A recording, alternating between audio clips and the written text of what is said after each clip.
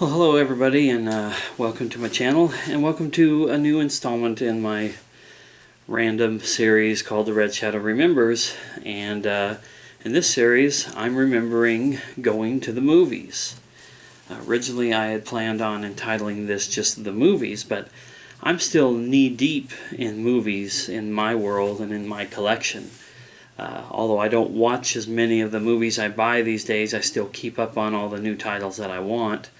And one of these days I'll find myself in the mood to just sit down and slam down a bunch of movies. And I'll have plenty to choose from. But what I miss are the days when I used to go to the movie theaters all the time. Basically in the 90s, the tail end of my teens and into my early to mid 20s, I lived in the movie theaters. I lived in Montana at the time. I had my core little group of friends that I did everything with. We gamed together, we ran around town together, and we went to the movies like you wouldn't believe. We essentially used to go to the theater and watch movies, I'd say 2 to 3 weekends every month.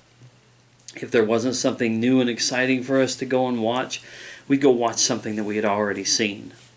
And if I couldn't get my friends together to go to a movie, then I would go on my own.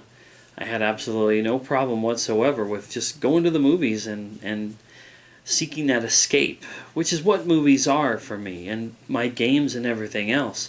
For me, with the issues that I deal with, I look for all the escapes that I can get. Anytime I can escape from reality and go into, a game world, or I can go and watch a movie and experience that particular thing on my screen for an hour and a half to 2 hours and escape from my own realities, that's great.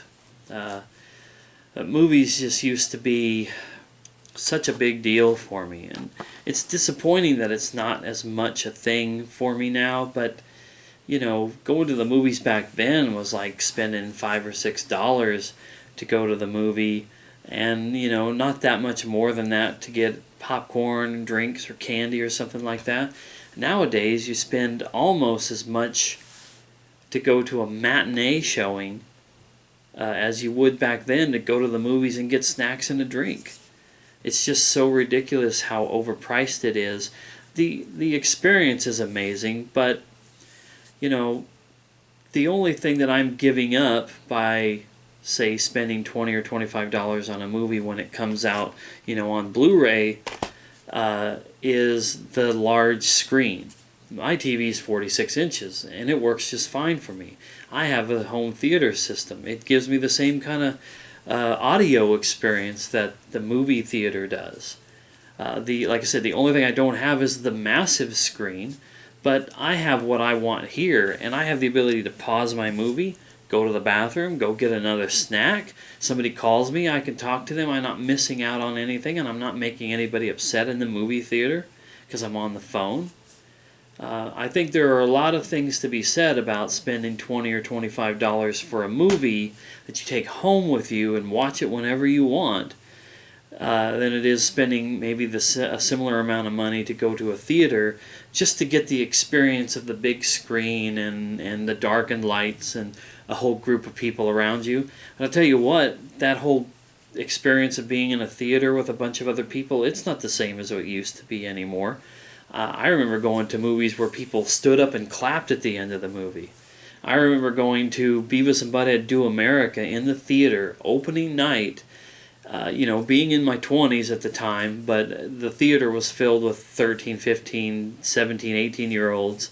But they laughed so hard at every silly, stupid joke, and so did I, and so did my friends. And that was an experience. Going to a midnight showing of True Lies. The first time I'd even heard of the idea of a midnight showing, like seeing it at the moment that it was supposed to come out. Going with my cousin Shane and going to see True Lies in a packed theater of people who were, raucous and into it. Nowadays, people are so quiet and kind of composed, so to speak, and more concerned with twiddling around on their cell phones than anything else. Then people just don't experience the movies. They don't relish that experience like they used to, like I used to. And it takes away from my experience. Now, maybe some of it is the fact that I'm single now and have been for a few years. Maybe it would be nice to go with a significant other to the movies all the time, like a date night kind of thing. But for me right now, my reality is I'd rather buy a movie when it comes out, even if I haven't seen it yet. Take it home, watch it here, experience it for myself in the comfort of my own home, and I'm fine with that. But like I said before about like things like True Lies and Beavis and Butthead America, I do miss those experiences. There were some really cool ones I wanna mention. The last summer of my life that I was like knee deep in the theatrical experience was the summer of 1998. Hopefully I'm not getting my dates wrong because I didn't really look into this, but I'm pretty sure 98 was the summer that The Matrix came out, and I think it's the summer that Phantom Menace came out, because I seem to remember going to the theaters and I saw like The Matrix 3 times. I think I saw Phantom Menace twice. Yeah, sue me. I enjoyed the movie, and it was my chance to kind of relive what I didn't get to do in the 70s with the original Star Wars because I was just a little kid.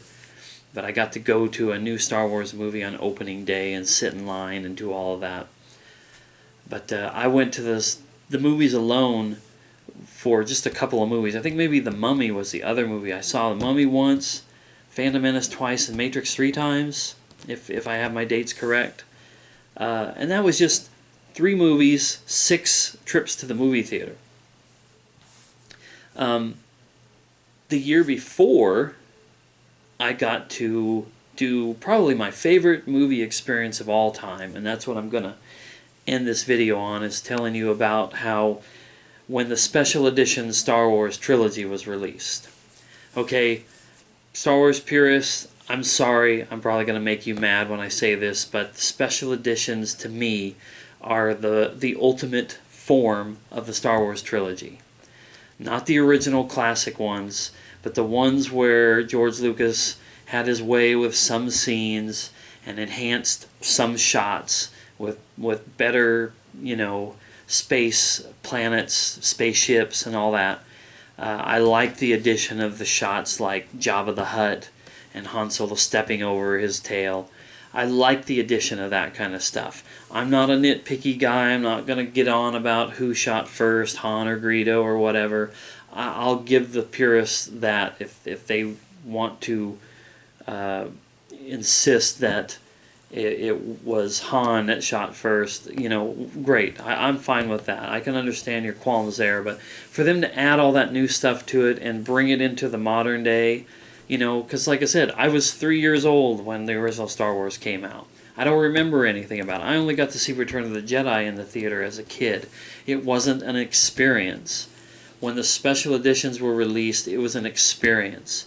I was living in Montana at the time, in Missoula, Montana, and we had several movie theaters, but we had this one theater that was mostly for like shows, like musicals, like Broadway kind of thing, like plays.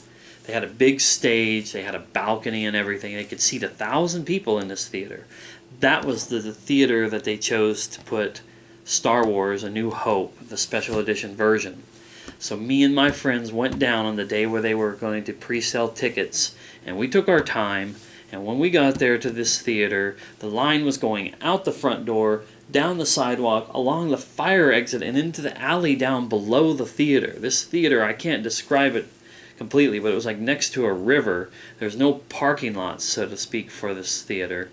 And we were going all the way down into the alley in line, and yet we still got amazing seats. Our tickets were probably around $9.50, $9.60, like right near the end, and yet we still got amazing seats and got to watch that movie on a state-of-the-art sound system and a gigantic screen in a theater with a balcony and a packed full capacity crowd who was just reliving this movie series.